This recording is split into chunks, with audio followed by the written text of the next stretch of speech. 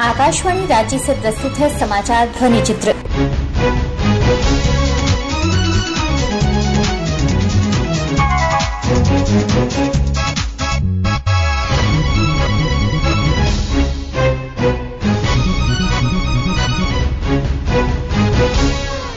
इस अंक में आजादी के अमृत महोत्सव पर विशेष रिपोर्ट। झारखंड समेत पूरे देश में 18 वर्ष से अधिक आयु के सभी लोगों के लिए सरकारी केंद्रों पर निःशुल्क टीकाकरण अभियान चलाया जा रहा है। सभी श्रोताओं से अपील है कि कोविड रोधी टीका जरूर लगवाएं। कोरोना महामारी के प्रति कोई लापरवाही न बरतें। जब तक आवश्यक न हो घर से बाहर न निकलें और 3 आसान उपायों का पालन करें। चलो मिलकर एक शुरुआत करें, चलो एक फैसला आज करें, मास्क नहीं तो टोकेंगे, कोरोना को रोकेंगे। चलो एक इरादा करते हैं, चलो एक इरादा करते हैं, मास्क नहीं तो टोकेंगे, कोरोना को रोकेंगे। भारत सरकार द्वारा जनहित में जारी। कोविड-19 से बचाव और सुरक्षित रहने के 3 उपाय। मास्क लगाएं, 2 गज दूरी है जरूरी, सुरक्षित दूरी रखें, हाथ और मुंह साफ रखें। आजादी के 75 वर्ष पूरे होने के अवसर पर लोगों के बीच बलिदान और देशभक्ति की भावना का स्मरण सुनिश्चित करने के लिए पूरे देश में कार्यक्रमों का आयोजन किया जा रहा है। इसके तहत आकाशवाणी द्वारा 16 अगस्त से राष्ट्रीय और क्षेत्रीय चैनलों पर एक विशेष कार्यक्रम आजादी का सफर आकाशवाणी के साथ का प्रसारण किया जा रहा है। आइए सुनते हैं समाचार सेवा प्रभाग की विशेष प्रस्तुति। आजादी का अमृत महोत्सव।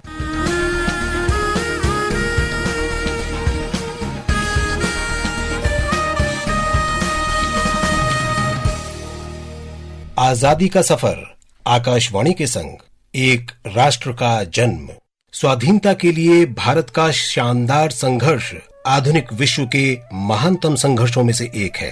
आकाशवाणी आपके लिए रोजाना ला रही है इस शानदार संघर्ष की झलक। आज की कड़ी में हम बात करेंगे स्वतंत्रता सेनानी सहोदरन और पी जीवनंथम के बारे में और बताएंगे अंग्रेजों के अगस्त प्रस्ताव के बारे में भी। आज सहोदरन अयप्पन की जयंती है। केरल के समाज सुधारक और चिंतक अयप्पन का जन्म 21 अगस्त 1889 को एर्नाकुलम के चेन्नई में हुआ था। वे श्री नारायण गुरु की विचारधारा से प्रभावित थे, इसलिए अयप्पन उनके शिष्य बन गए। निष्ठावान राष्ट्रवादी अयप्पन ने 1928 में युक्तिवाद नामक पत्रिका निकाली ताकि स्वतंत्रता, समानता और भाईचारे की भावना का प्रचार प्रसार किया जा सके। अयप्पन ने केरल में मिश्र भोजनम का आयोजन शुरू किया। मिश्र भोजनम को केरल के पुनर्जागरण आंदोलन में मील का पत्थर माना जाता है। इसमें सभी जातियों के लोगों ने एक साथ भोजन किया। समाज में भाईचारे को प्रोत्साहन देने के लिए अयप्पन ने सहोदरन पत्रिका शुरू की। इसका प्रभाव ही था कि अयप्पन के नाम के साथ सहोदरन भी जुड़ गया। 6 मार्च 1968 को अयप्पन ने दुनिया से विदा ली, लेकिन केरल के सामाजिक सांस्कृतिक पुनर्जागरण इतिहास में सहोदरन का योगदान सदैव स्मरण किया जाता रहेगा।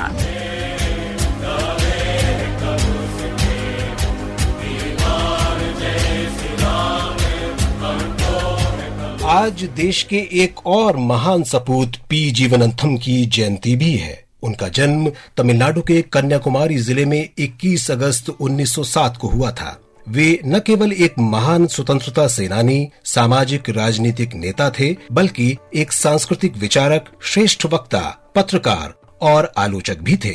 इन सब के अलावा वे वंचितों के अधिकारों के लिए लड़ने वाले प्रमुख नेता थे।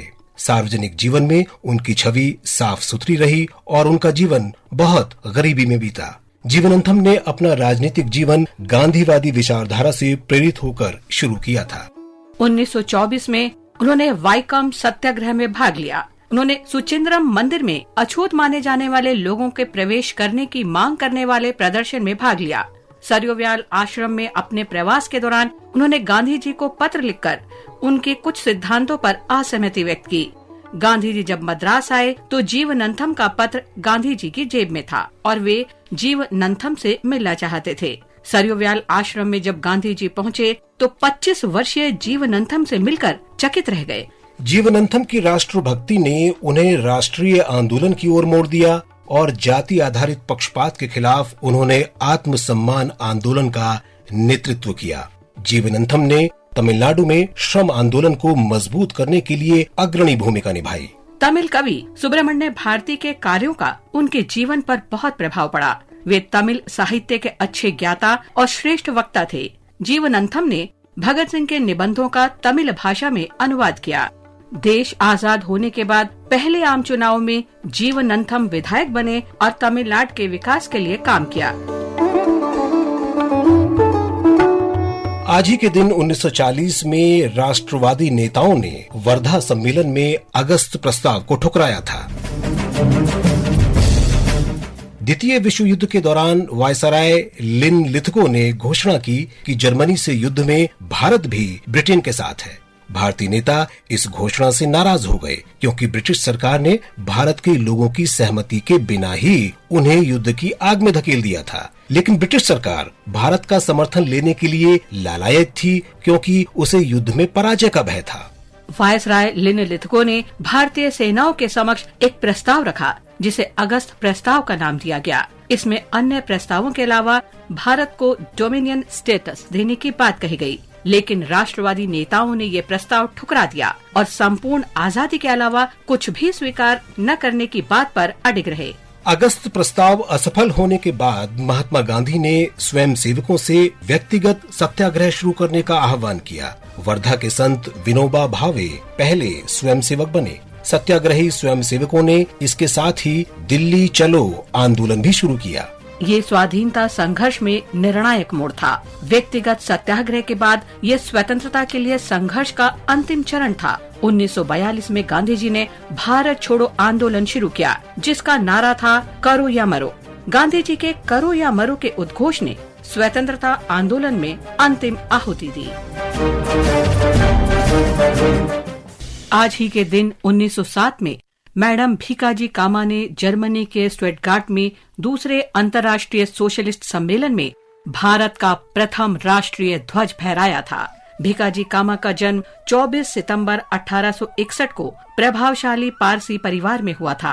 अदम्य साहस और सत्यनिष्ठा की धनी भीकाजी कामा ने अपना अधिकांश समय समाज कार्य में बिताया। राष्ट्र के प्रति अटूट प्रेम के कारण उन्होंने पारिवारिक जीवन त्याग दिया और अपना जीवन राष्ट्र हित के लिए समर्पित कर दिया। अक्टूबर 1896 में बॉम्बे प्रेसिडेंसी में भीषण अकाल पड़ा और उसके कुछ दिन बाद ही प्लेग की महामारी फैल गई। इस दौरान भीकाजी कामा ने पीड़ित लोगों की खूब सेवा की। 1905 में मैडम कामा पेरिस चली गईं और वहां पेरिस इंडिया सोसाइटी की स्थापना में सहभागी बनी। नीदरलैंड्स और स्विट्जरलैंड में अज्ञातवास के दौरान कामा ने आंदोलन के लिए वंदे मातरम नामक क्रांतिकारी साहित्य भी लिखा और प्रकाशित कराया। उन्होंने मदन लाल ढींगड़ा को फांसी दिए जाने के विरोध में मदन की तलवार पत्रिका लिखी। आज ही के दिन 1907 में कामा जर्मनी के स्टुटगार्ट में दूसरे अंतर्राष्ट्रीय सोशलिस्ट सम्मेलन में शामिल हुई। वहां उन्होंने भारतीय उपमहाद्वीप में अकाल की विनाशकारी प्रभाव की जानकारी दी। ग्रेट ब्रिटेन से स्वतंत्रता और समानता की अपील के दौरान मैडम कामा ने ध्वज फहराया और उसे भारत की स्वतंत्रता का ध्वज कहा गया। इस प्रकार वे भारतीय क्रांतिकारियों की मां के रूप में प्रसिद्ध हुईं। झंडा ऊंचा रहे हमारा विजयी विश्व तिरंगा प्यारा। कामा का ध्वज कलकत्ता ध्वज का संशोधित रूप था। उसका डिजाइन कामा और विनायक दामोदर सावरकर ने बनाया था। वह उन सभी झंडों में शामिल था जिनके आधार पर मौजूदा राष्ट्रीय ध्वज बनाया गया। मैडम भीकाजी कामा उन महान विभूतियों में अग्रणी थी जिन्होंने विदेश में रहकर भारत की स्वतंत्रता की मशाल जलाई। आज के दिन के बारे में एक और रोचक तथ्य ये है कि ठीक 100 वर्ष पहले यानी 1921 में गांधी जी ने असहयोग आंदोलन के दौरान विदेशी कपड़ों की होली जलाई। गांधी जी ने 31 अगस्त 1920 को ब्रिटिश शासन से असहयोग के अभियान की अपील की। लोगों ने स्कूलों, कॉलेजों, अदालतों का बहिष्कार शुरू कर दिया और कर भुगतान से मना कर दिया। असहयोग आंदोलन के दौरान लोगों ने सार्वजनिक रूप से विदेशी कपड़ों की होली जलाई। इस तरह के कार्यों ने ब्रिटिश सरकार को स्पष्ट संदेश दिया कि भारत में उनके दिन गिनती के रह गए हैं।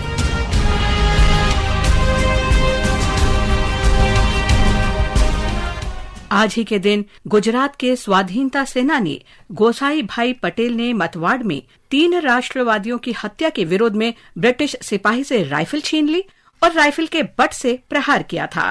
हालांकि गोसाई भाई गांधीवादी अहिंसा के सिद्धांत के प्रति आकर्षित थे, लेकिन वे ब्रिटिश शासन के विरुद्ध कुछ हिंसक घटनाओं में भी शामिल रहे। गोसाई भाई और उनके मित्रों ने पुलिस थाने पर हमले किए और बंदियों को छुड़ाने में सफल रहे। गोसाई भाई पटेल सफल राजनेता बने। उन्हें 3 बार गुजरात विधानसभा के लिए चुना गया। उन्होंने दांडी में विकास कार्य भी कराए।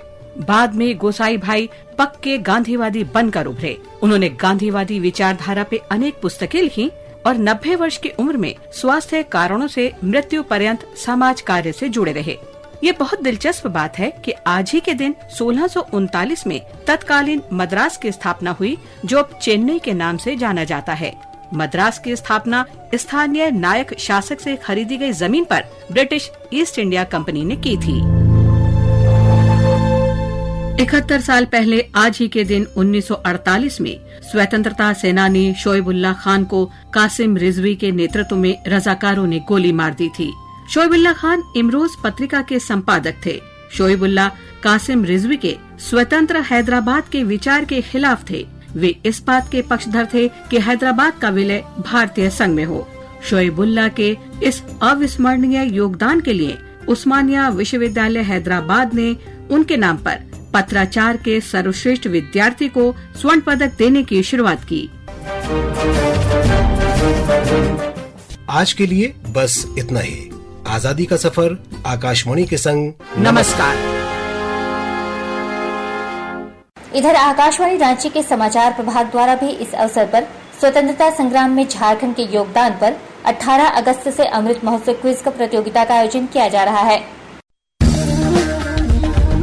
आजादी के 75 वर्षों का पर्व अमृत महोत्सव प्रत्येक बुधवार शाम 7 बजे प्रसारित होने वाले प्रादेशिक समाचार के दौरान पूछे गए प्रश्न का सही उत्तर देने वाले प्रथम 10 प्रतिभागियों में से लकी ड्रॉ द्वारा चुना हुआ एक प्रतिभागी इनाम का हकदार होगा। इसके लिए सुनते रहें आकाशवाणी रांची का प्रसारण।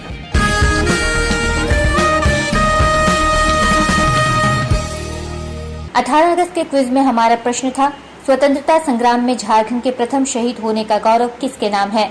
इसका सही जवाब है तिलका मांझी को स्वतंत्रता संग्राम में झारखंड के प्रथम शहीद के रूप में जाना जाता है।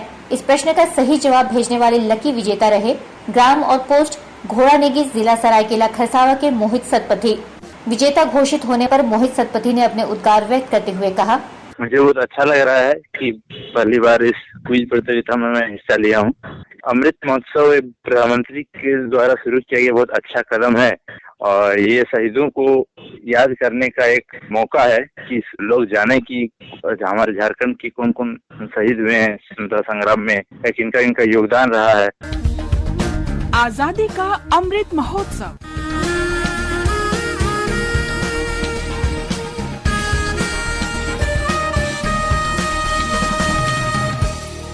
इसके साथ ही आकाशवाणी रांची से समाचार ध्वनि चित्र का आज का संस्करण समाप्त हुआ। हर शनिवार को यह कार्यक्रम रात्रि 7:45 बजे समाचार एकांश द्वारा प्रस्तुत किया जाता है। संपादक अब्दुल हमीद, प्रस्तुतकर्ता अरविंद कुमार और प्रवक्ता मुग्धा तिवारी।